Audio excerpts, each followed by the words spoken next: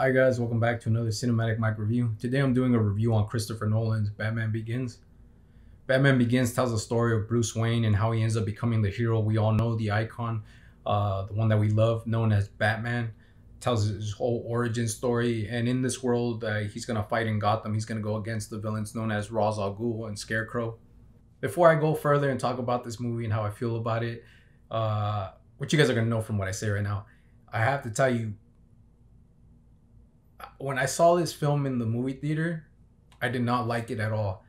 And I think it was because I was like 14 or 15 and my mind was still kind of attracted to the um Schumacher, Tim Burton type of Batman films. I was looking forward to this Batman. I'm like, cool, there hasn't been a Batman movie in a while. This is gonna be cool. We're gonna come back to this world of Batman. I'm not sure if I thought it was gonna be a continuation of the Burton and Schumacher type of verse thing, but I was happy because I thought it was gonna bring back that kind of style, that Batman that I knew. I didn't know that this was origin story. I probably didn't even know what the hell origin meant at the time. But I want to say that because I really didn't appreciate this film as much as I appreciate it now. I didn't like it at all. I went to the theater with my mom to go see it. I think we snuck in because I think I saw it from the middle till the end. I don't think I saw it from the beginning. And I didn't like the Tumblr. I didn't like that Batman. I remember walking out like saying, "Man, he was kind of mean in that movie. I don't know why." And then I didn't know the villains. I didn't know Ra's al Ghul. I didn't know Scarecrow. I seen the animated series, but I guess I never paid attention to Scarecrow, Ra's al Ghul, because I think they're actually in the animated series. I was more known into the big type of villains like Mr. Freeze, Joker, Two Face. Those were the villains that I knew mostly. I didn't know like Ra's al Ghul or Scarecrow. So I think I might have came out saying like, who the hell were those guys? Were they even Batman villains, or are they just like villains that they created? And yeah, I didn't like it. And I remember one of my friends. I don't even know where he's at anymore, but one of my friends from that time, I think it was junior high. He ended up he asked me, he's like, "Did you go watch the movie?" And I'm like, "Yeah, I saw it." He's like, "Man, that movie was cool." He's just bragging about it. I'm like, "That movie sucked." I'm like, "That movie wasn't even a Batman film."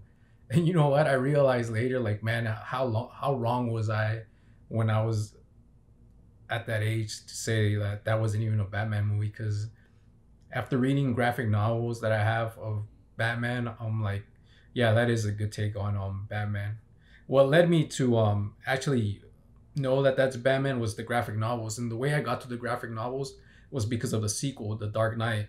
When the sequel, The Dark Knight, was coming out, I wanted to see what the source material, what could be familiar for what I'm about to see, and I saw that inspiration was from like The Long Halloween, Killing Joke, you know, and that also led me to like Dark Victory, Batman Year One. It's someone said that Year One was basically an inspiration for Batman Begins. I'm not sure if I knew that at the time or I just picked up Year One and then I'm like, oh, this is basically Batman Begins, and then I found out that Year One was kind of and Batman Begins was inspired by Year One. But yeah, that's kind of what led me to know that is kind of the take that Batman needs. I remember watching the trailer to The Dark Knight. I think I was watching the Simpsons movie, and it wasn't a big trailer. I think it was a teaser trailer, so it was just the bat symbol and like all this like explosion behind and Joker's cards flying at your face, and the voices of Christian Bale, Michael Caine, Heath Ledger were on. And I was so excited to see it because I'm like, oh, cool, it's Batman. I love Batman. And the thing that got me excited is because I love the Joker. Joker's my favorite villain, and Batman and him together, it's always awesome to see that. So that's what got me so excited to see it. And then I realized, like, oh, this is a continuation. It's a continuation to the last one. So I had to go rewatch it to be ready for The Dark Knight. And I don't think I appreciate it still as much as I do at the time when I rewatched it. I still was kind of like iffy about it. It wasn't bad, but I still just watched it, But right now I have like this great appreciation for Batman Begins, and I had it for a while already. What Batman Begins does great in it is doing the whole origin thing. It actually really helps you believe. Nolan did this thing where he really took this realistic approach to it of what if Batman, Bruce Wayne, actually lived in our type of world.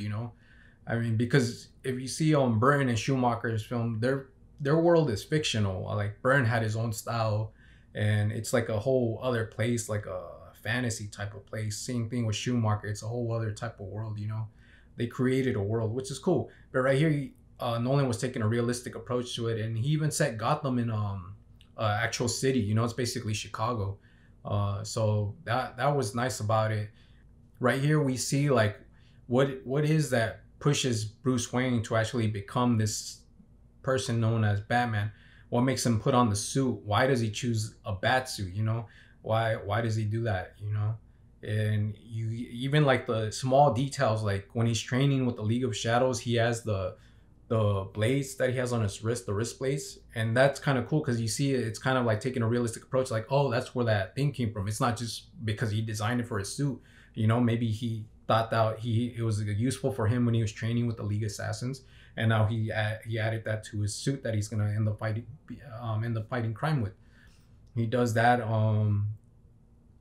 The gadgets that he gets, they're all, he finds it in Lucius Fox's department, and they're all like, every time they talk about it, it's like a realistic approach. He asks us why didn't the army take this? Sometimes he says like, you know what, it's because they didn't think a soldier's life was worth it, you know, and it kind of makes it believable, you know. It's like armored. It's really taking a real approach to it.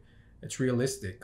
You know, you see what made him go to the Batcave. You know, he got the idea of the Batcave. This is all origin to all these little details. It's not just Bruce Wayne origin. It's like origins to like little things about him. The Batmobile, which isn't even known as the Batmobile here, because I'm pretty sure they wanted to be realistic and name it the Tumbler. I don't think calling it the Batmobile would be that realistic in Nolan's world.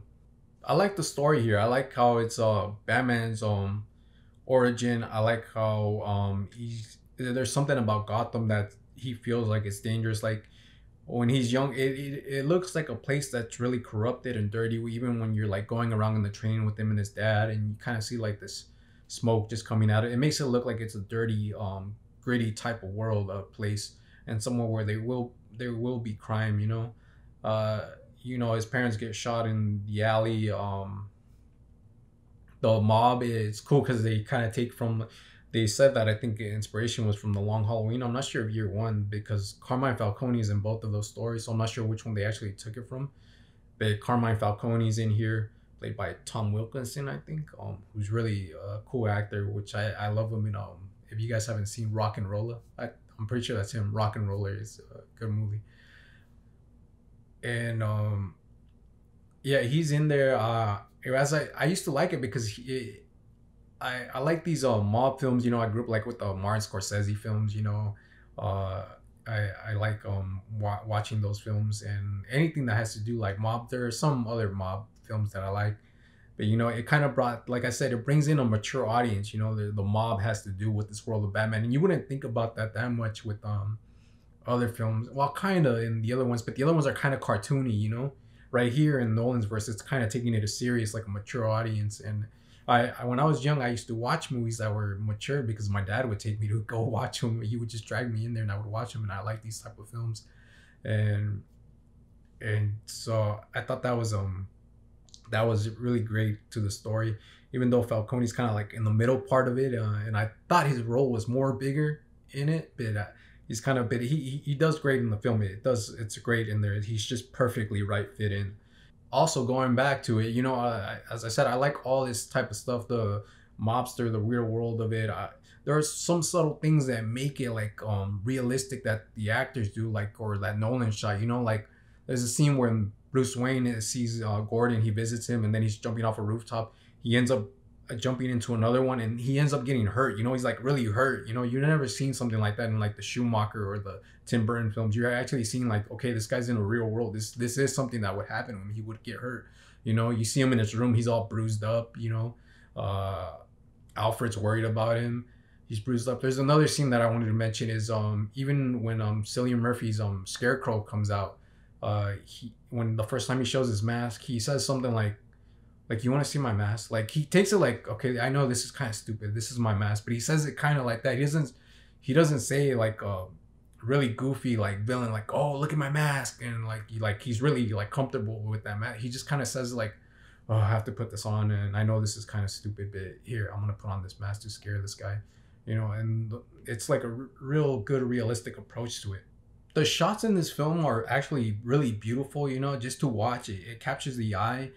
And I'm not I'm not sure if it's only the shots. I think it has to do a lot with the music too. I'll talk about the music in a little bit, but I think they both go in together.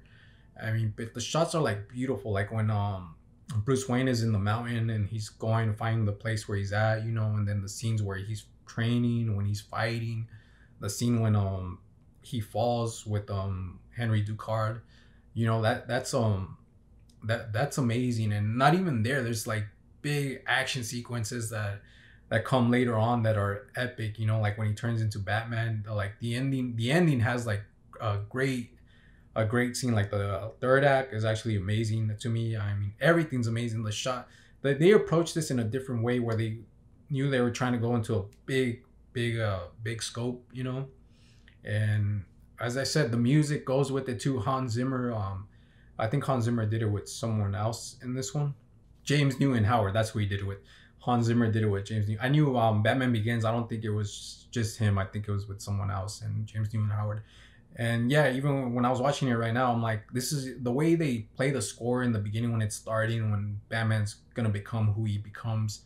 You know, it's like saying that something big is gonna happen, something big's gonna come from Bruce Wayne, or something big is gonna happen for Bruce Wayne. You know, it seems like something big's gonna happen. You know, like a legend, really. Like I think Henry Ducard tells him you could become a legend, and the music kind of is doing that. That something's gonna come out of this person, something big's coming. You know, and there are other scores where it kind of plays like you know, it's kind of sorrow. You know, it's kind of saying that something tragic comes from this world, something tragic comes from Bruce Wayne too, kind of going back to like, you know, he lost his parents and this is what led him to be that. So there's that tragic thing about this tragic tone to it that's beautiful.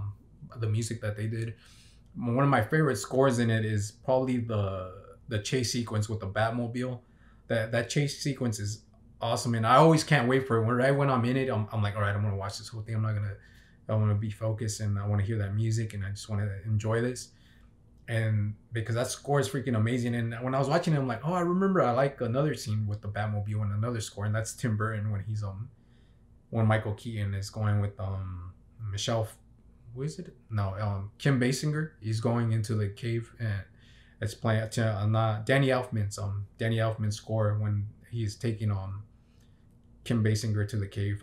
So it's different, but it still kind of reminded me. I'm like, oh, cool too, like Batman films and the score and the Batmobile. You know, I enjoyed it of these two films. But yeah, here in Batman Begins, this is an awesome score. This is an awesome scene. So I really like that. One of the things that I like that Christopher Nolan did here is when I think he said it in an interview, or people have, yeah, it's out there somewhere, that he got the idea to cast these big names because of the Richard Donner Superman with Christopher Reeves and Marlon Brando. I mean, Marlon Brando was a big name at the time when he comes out in the Superman movie.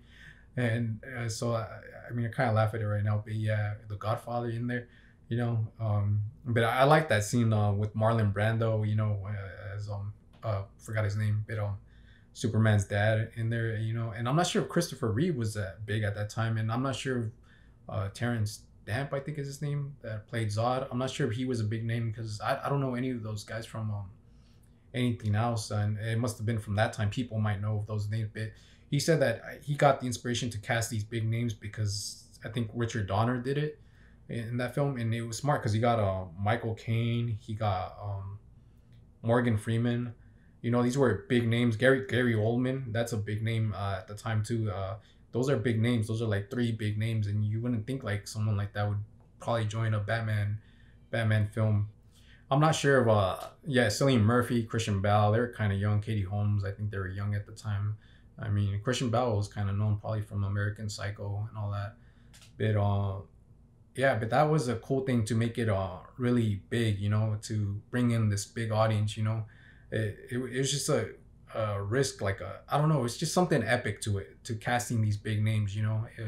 It was something really cool, and like to be in a Batman film, to take it serious, you know, and not just like make it spoof or make it goofy, campy and all that, you know, taking it like a realistic approach to storytelling. Like I said, I didn't know Scarecrow and Ra's al Ghul. I think Cillian Murphy, I think this film introduced me to Christian Bale, introduced me, I think this might have been where it introduced me to Gary Oldman. And damn, Gary Oldman has some great films that I already seen that I love him from him, man. And I'm like, I know why he's a great actor, why he's a big actor. Uh, Introduced me to Michael Caine. I'm not sure if I've seen any. Saw Secondhand Lines, and I think I would always be like, oh, he's from Batman.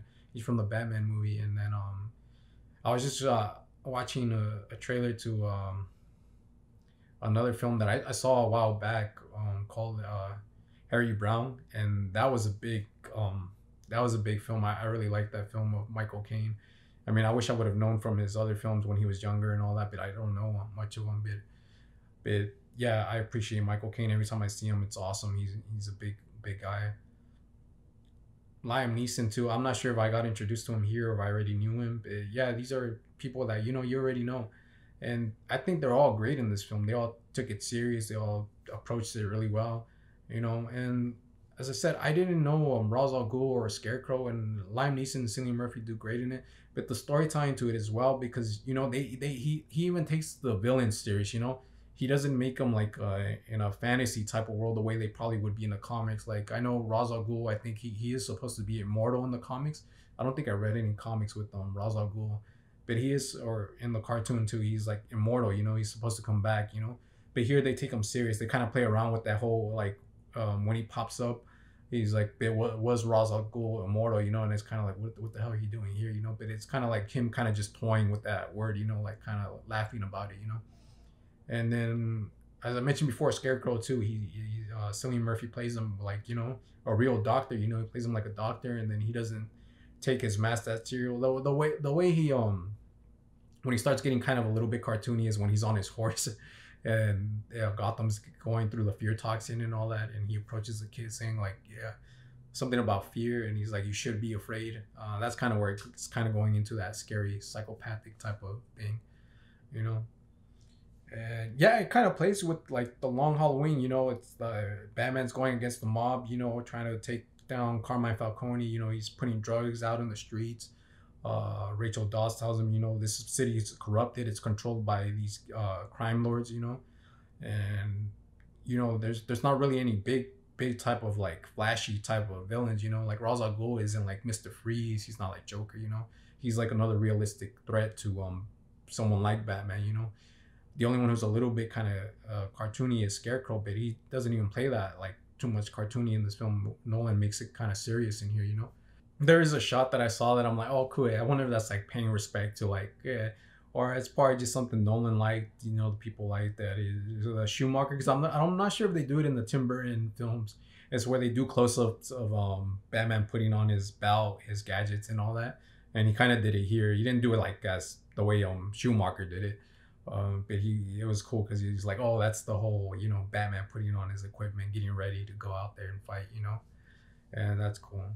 So I like that little thing about it's so subtle, but it captured my eye, and I remembered it back, and I'm like, oh yeah, it's so small here, but it was a big thing in Schumacher's where he's doing the close-ups and all that, The Tumbler I like the Tumbler. Now I love the Tumbler. I love all the Batmobiles. I think the Tumbler I like. I grew up liking. I like when I read the stories of how I think Burton's was based on a jet, I think, engine and something. And here it was like a Hummer and a Lamborghini, something like that. And then I think when I read The Dark Knight Returns, when I got to The Dark Knight Returns, I looked at the Batmobile there.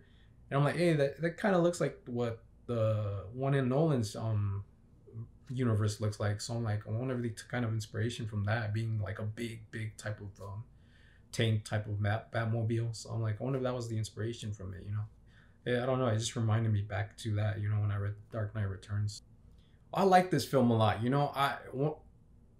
I have 5 top favorite films, and one of those top favorite films is The Dark Knight, and I think it would always be in there, The Dark Knight. And it's like everyone says that The Dark Knight is like, what do you say the word again? I forgot. Overrated. I mean, but it's honest. I'm not gonna lie. I'm not gonna take it out because it is, and I have my reasons for it. I'm a fan of the Joker. I'm a fan of Batman, and mostly because it's Joker and Batman. And the other thing, I'm a fan of like crime films. And The Dark Knight, even Batman Begins. Yeah, they're all crime films.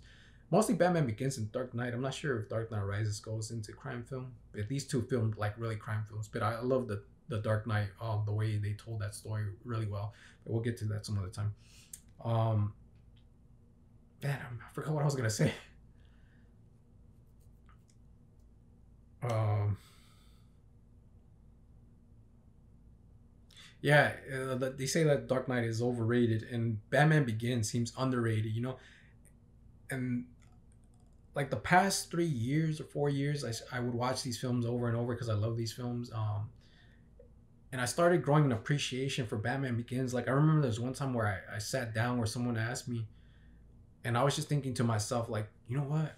I don't know why, but sometimes I think Batman Begins is the better one.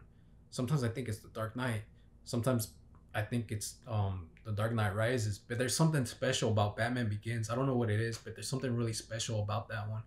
That's why I think my nephew asked me one time, which one's your favorite? I'm like, you know what? I don't know because sometimes it changes. It used to be The Dark Knight because yeah, that one's on my top five. But when you ask me which one's the best one, it's hard to choose. Sometimes I think it's The Dark Knight, but then I go back and I'm like, sometimes I think it's Batman Begins. You know, something about Batman Begins is like epic and amazing about it. Just because I think it's like character driven film, you know, and I think I like that it's a character steady type of film, you know. The writing, the story, the music, the cinematography, you know, the directing, it's all well, it's big, it's epic scale, you know, it puts you in this realistic world of a comic book character, you know, it's just like a big scope and I think it's fantastic. I think Batman Begins is amazing and I would recommend it. If you have not seen Batman Begins, I do recommend it. You know, Christopher Nolan started something with this Batman Begins, you know, because a lot of people cited it that, you know, that freaking Iron Man, I think, was an inspiration from Batman Begins. You know, they were trying to see how to take a realistic approach to this, and I think that's one of the reasons that I loved Iron Man one. And I think that's why it's one of my favorite Marvel films. Number one of all of them is Iron Man. I prefer Iron Man than all the big showy thing because you know it's also like a character film. You know, about a man who ends up like, you know, he's this flashy type of guy. You know, he ends up regretting the things that he's done, you know, selling arms and all that. He sees the things that can happen from him and he ends up wanting to change, you know, and becoming the superhero, you know. So I think that was cool. I think they said it in the Casino. I think James Bond. They might have said that they did it with the you know, everyone started rebooting their things and doing it like the realistic approach to these films. So yeah, I think maybe Arrow kind of went that way a little bit, but then Arrow kind of goes back to like, you know, fantasy type of things too. But I think Arrow was trying to do that, you know. So he really changed the whole thing of cinema with that. And I didn't know that much. I didn't know how to appreciate Nolan at the time. You know, I didn't. I probably didn't even know. Looking at the directors that time, you know. But yeah, he changed the whole thing with that. It's cool what an artist can do. You know how you can change the world, how you can change storytelling. You know, and inspire other people to do it that way. You know, the way I think about doing stories, like sometimes if I'm writing something, I'm like, all right, how does this make sense? How can we do it that way? You know, if I'm writing something or I ask someone, you know, or I question someone, you know. So that's how it is. But yeah, I think he changed the whole thing in the superhero genre, and I think it's cool that he did it. You know, even Man of Steel. I wanted to see Man of Steel because I'm like, cool. We already had the Nolan Batman films. I would like to see an approach of that on a Superman film now, and then we got Man of Steel, Zack Snyder, which I actually enjoy. Man of Steel. You know, I have issues probably with some other films of his. But Man of Steel, I like because of that approach that it was also trying to be. It's not as perfect, but there's still something about it that I like. That I really like the approach that they went with it, and it being produced by Christopher Nolan probably helped with that. But I wish we could see. I wish they would have continued Man of Steel with Man of Steel 2 and 3 before they ended up doing the whole crossover type of things.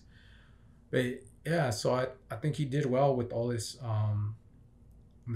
realistic storytelling. That's my review for Batman Begins. If you enjoyed the video, please like and subscribe.